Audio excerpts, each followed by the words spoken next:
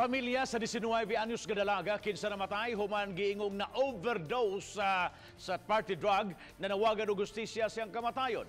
Ang ubang detalye sa report ni Nico Serino. My parents made an impact in my life that they inspire me and motivate me. Mao kini ang mensahe ni Ashley Abad sa iyang mga ginikanan sa iyang school project dihang high school pa siya.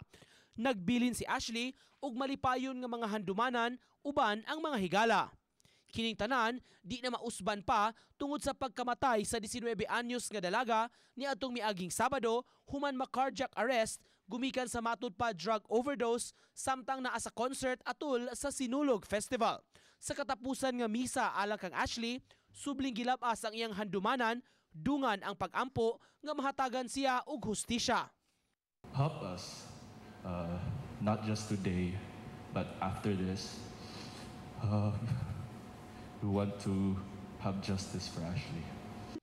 Human sa misa, gidiretso na si Ashley sa iyang katapusan nga pahulayan. Every morning, I bring her to school. Then in the afternoon, she called me to pick her up. Yeah, so I will miss that. So painful. For how many years I've been taking care. Inano ko si Ashley, yung binantayan ko. Tapos just a split second, mawala lang sa amin. So painful. So I want justice for Ashley. Di pa masulti sa mga otoridad kung kinsa ang ilang mga persons of interest o kung apil ba niini ang makauban ni Ashley sa video nga nag-viral sa social media. Sa unang pagkakita sa pamilya Abad sa maong video, halos madugmok ang ilang kasing-kasing.